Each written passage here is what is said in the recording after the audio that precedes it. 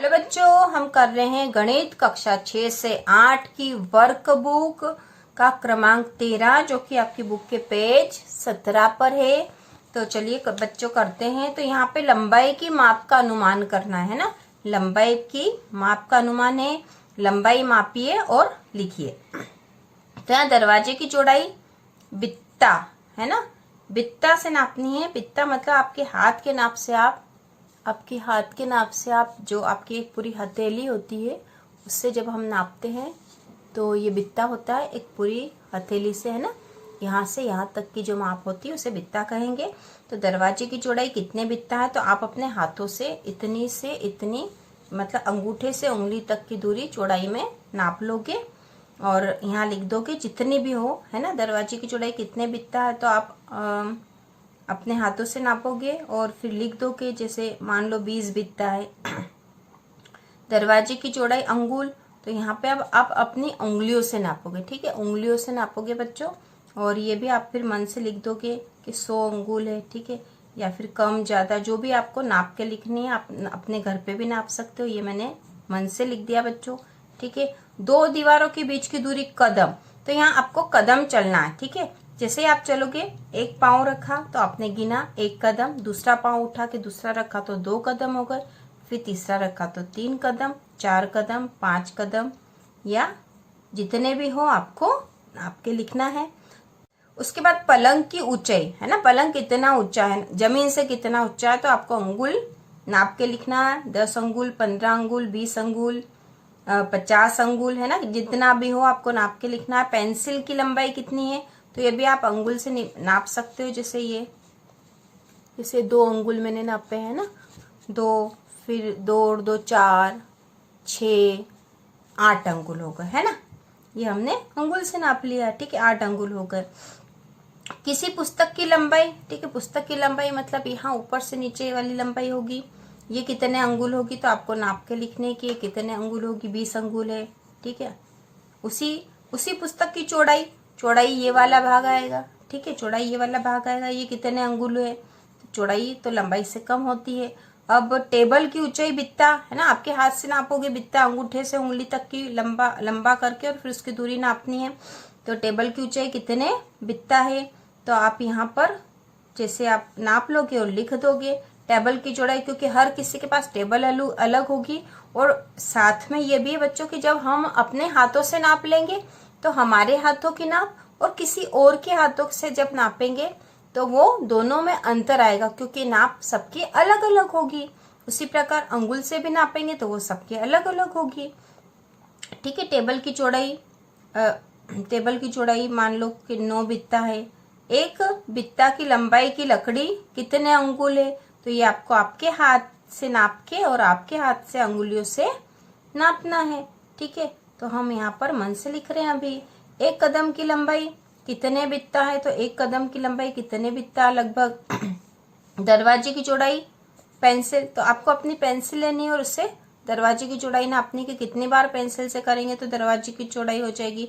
तो जैसे 5 पेंसिल है, 7 पेंसिल है। से पलंग की ऊंचाई कितनी पेंसिल होगी तो ये आपको अपने मन से लिखना पड़ेगा या आपको अपने पेंसिल से नाप के लिखना पड़ेगा, है ना बच्चों। टेबल की ऊंचाई कितने पेंसिल होगी, ठीक है, और टेबल की चौड़ाई कितने पेंसिल होगी तो ये सब आपको अपने आपकी पेंसिल से नाप के आप लिख दोगे, जिससे कि आप यहाँ सही कर पाओ। लेकिन ऐसी स्थिति में क्या होता है कि हर किसी की पेंसिल का नाप, हर किसी के बित्ते का नाप, हर किसी के अंगुल का नाप अलग अलग होता है और उससे माप अलग अलग होती है, ठीक है, अलग अलग आएगी। एक कदम की लंबाई किसी की 5 बित्ता हो सकती है और किसी की 4 बित्ता भी हो सकती है, ठीक है।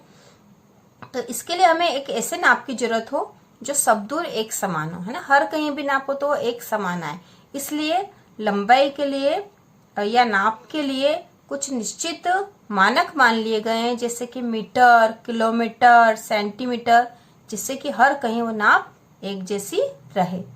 तो ये हमने कर लिया है। अब इसके बाद जो क्रमांक 14 वाला है, क्रमांक 14 वाला जो कि इसके बाद पेज 18 पर है, तो ये हम करेंगे अनुमानित नाप। यहाँ पे अनुमानित नाप है और वास्तविक नाप है।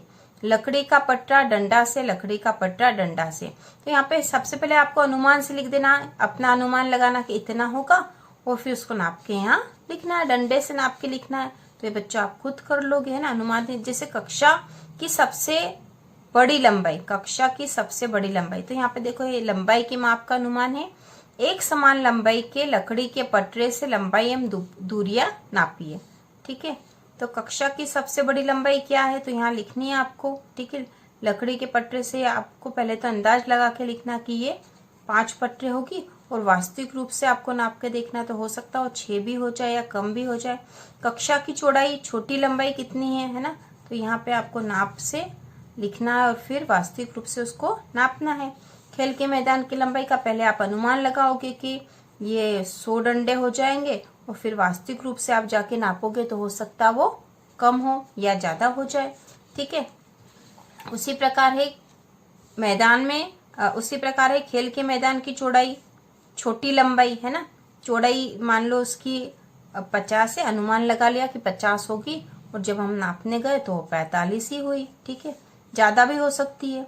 मैदान में खड़े 2 पेड़ों के बीच की दूरी आपने पहले अनुमान लगा लिया कि इन दोनों के बीच में 8 डंडे हो जाएंगे, जो एक हमने डंडा मानक नाप लिया है। तो और वास्तविक रूप से जब हम नापने गए तो वो 7.5 ही हुआ। ठीक है, प्रार्थना के दौरान कतार की लंबाई पहले हम अनुमान लगाएंगे कि वो कितने डंडे होंगे या कितना पटरा होगा। हो सकता हो 25 हो, है ना। ये अंदाज से लिखा बच्चों हमने अभी, और यहाँ पे हम वास्तविक रूप से जब नापने जाएंगे तो वो 22 ही हुई। प्रार्थना के दौरान कतार में पहले छात्र में आखिरी छात्र के बीच की दूरी कितनी है ना, मान लो वो 24 है और वास्तविक रूप से नापा तो 23 ही हुआ।